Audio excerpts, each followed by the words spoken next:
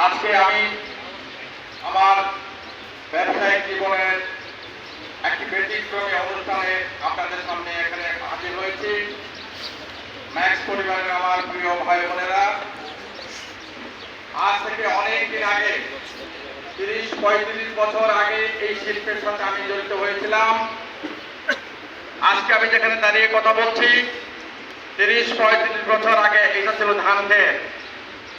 এখানে কোনো শিল্প কলকারখানা ছিল না। আমি আমার বিশ্ববিদ্যালয়ের লেখাপড়া শেষ করে আমি যখন চিন্তা করছিলাম আমি চাকরি করব, তখন আমার জীবনের এই ব্যতিক্রমী একটি বাঁকে আমি প্রবেশ করি। আমার বিশ্ববিদ্যালয়ে লেখাপড়া শেষ করার পরে দেশে একটি বড় রাজনৈতিক পরিবর্তন আসে। সেই পরিবর্তনে শহীদ জিয়া, আজকে যার জন্য আমরা দোয়া করার জন্য, যার সুস্থতা কামনার জন্য এখানে সমবেত হয়েছে, তার স্বামী শহীদ জিয়া ৭১-এর স্বাধীনতার ঘোষক জিয়াউর রহমান আমাকে ডেকে বললেন, আপনি বিয়ে করেছেন? আমি বললাম, না স্যার, আমি বিয়ে করি নাই। তখন উনি আমাকে বললেন, আপনি আগামী 5 বছর বিয়ে করবেন না, এই দেশের জন্য আপনাকে কাজ করতে হবে। যদি আপনি ৭১ সালের মুক্তিযুদ্ধে মারা যেতেন, তাহলে তো আজকে এখানে আসতে পারতেন না। সুতরাং ওইটা চিন্তা করে আগামী 5টি বছর এই দেশের মানুষের জন্য আপনাকে একটু সময় দিতে হবে। তখন আমি তার সাথে রাজনৈতিক জীবন শুরু করি। তার মৃত্যুর পরে চট্টগ্রামে উনি ঘাতকের গুলিতে নিহত হন। এই বীর যোদ্ধা যিনি দেশের স্বপ্ন দেখেছিলেন, এই লাল পতাকা, এই সবুজ লাল সবুজ পতাকা আমাদেরকে দেওয়ার জন্য যুদ্ধ করেছেন, আমিও যুদ্ধ করেছি। সেই মানুষটি চট্টগ্রামে ঘাতকের বুলেটে নিহত হওয়ার পরে আজকের যিনি অসুস্থ হয়ে মৃত্যুর সাথে পাঞ্জা লড়ছেন, সেই নেত্রী বেগম খালেদা জিয়া অত্যন্ত কঠিন এবং নাজুক অবস্থায় বাংলাদেশের দায়িত্ব গ্রহণ করেন। বিরোধী দলের নেত্রী হিসাবে আন্দোলন করেন স্বৈরাচারের বিরুদ্ধে। সব কিছু কষ্ট সহ্য করে একজন বিধবা মানুষ বুকে পাথর চেপে অনেক কষ্ট করে উনি এই দেশের মানুষকে গণতন্ত্র ফিরিয়ে দিয়েছেন। উনি প্রধানমন্ত্রী হয়ে আজকে যারা এখানে বসে আছেন, আপনারা মা বোনরা, আপনাদের কর্মসংস্থানের জন্য, পোশাক শিল্পের জন্য অনেক বড় কাজ করেছেন। এই শিল্পকে প্রতিষ্ঠা করার জন্য, এই শিল্পকে এগিয়ে নিয়ে যাওয়ার জন্য অনেক অবদান রেখেছেন এই আজকের নেত্রী, আজকের সাবেক 3বারের প্রধানমন্ত্রী খালেদা জিয়া। প্রিয় ভাইরা, আমি খুব সংক্ষেপে বলতে চাই, আপনারা যারা এই ছেলেরা এখানে বসে আছেন, আপনারা অনেক জায়গায় কাজ করতে পারেন, দোকানে কাজ করতে পারেন, গাড়ি চালাতে পারেন, অন্য কারখানায় কাজ করতে পারেন। কিন্তু আবার এই বোনরা তো আপনাদের মতো ধান খেতে কাজ করতে পারতো না।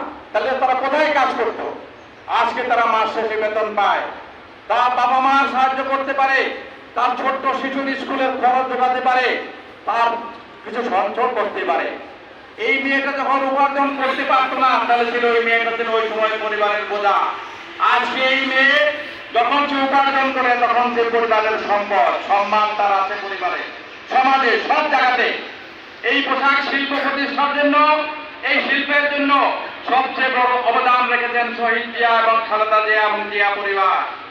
তাই ওই পরিবারের এই অবদানের কথা স্বীকার করে এই নেত্রীর সাথে আমি বিদেশে সফর করেছি, ইন্দোনেশিয়া, ব্রুনাই সফর করেছি, শহীদ জিয়ার সাথে আমি ব্যাংকক, মালয়েশিয়া সফর করেছি। ওই সময় থেকে আমার এই পোশাক শিল্প স্থাপনের চিন্তা আমার মাথায় আসে। আমি আপনাদের জন্য আজকে এই কথাটুকুই বলবো।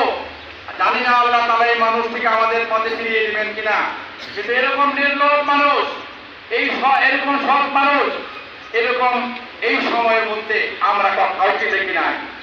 দক্ষিণ পূর্ব এশিয়া বলতে যা বোঝায়, ভারত, পাকিস্তান, নেপাল, এই সমস্ত এলাকার মানুষ, সমস্ত রাজনৈতিক নেতারা এই কোনো না কোনো ভাবে দুর্নীতির সাথে জড়িত হয়ে যায়।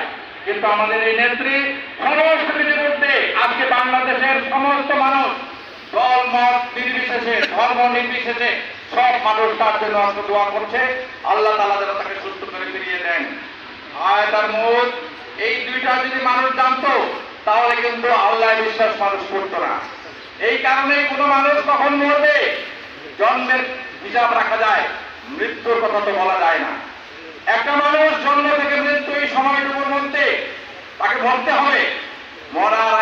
মরার আগ পর্যন্ত যেই সময়টা, ওই সময়টায় একটা মানুষ ভালো কাজ করতে পারে, একটা মানুষ মানুষের জন্য উপকার করতে পারে, একটা মানুষ মানুষকে কষ্ট দিতে পারে।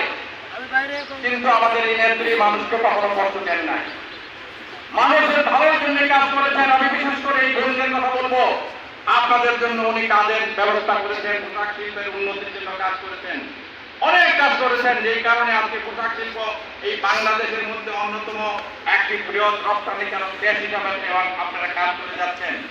তাই আজকে আমি অনুভব করেছি তার দোয়া, তার ভালোবাসা আমি অনেকবার পেয়েছি, তার সমর্থন, তার আদর স্নেহ অনেক আমি কাছ থেকে পেয়েছি। সেই ঋণটুকু আমার শোধ করার আর কোনো উপায় নাই। আমার বাবা মা আজকে দুনিয়ায় নাই, তারও মৃত। আজকে যারা এখানে আছেন আপনাদের অনেকের বাবা মা দুনিয়ায় আছে, অনেকের বাবা মা দুনিয়ায় নাই। তাই আমি হুজুরকে অনুরোধ করব, আজকে খালেদা জিয়ার জন্য রোগ মুক্তির জন্য উনি দোয়া করবেন, শহীদ জিয়ার কবরের শান্তি কামনা করবেন, ব্যস্ত নসিব যেন আল্লাহ করে সে দোয়া করবেন। তার সাথে আমাদের বেগম জিয়ার ছোট ছেলে কোকো আরাবাত রহমান কোকো উনি মৃত্যুবরণ করেছেন, তার জন্য দোয়া করবেন। তার সাথে সাথে আপনাদের বাবা মা যারা এই দুনিয়ায় নাই তাদের জন্য দোয়া করবেন, যারা জীবিত আছেন তাদের জন্য দোয়া করবেন এবং আপনাদের জন্য দোয়া করবেন। সবাই ভালো থাকবেন এবং অন্যকে ভালো রাখার জন্য চেষ্টা করবেন। একা একা দুনিয়ায় ভালো থাকা যায় না। আপনি যদি ভালো থাকতে চান তাহলে অন্যকেও ভালো রাখতে হবে। তাই সেই কথা বলে আমি হুজুরকে অনুরোধ করব আমাদের সবার জন্য খালেদা জিয়ার রোগ মুক্তির জন্য দোয়া করার জন্য। ধন্যবাদ সবাইকে।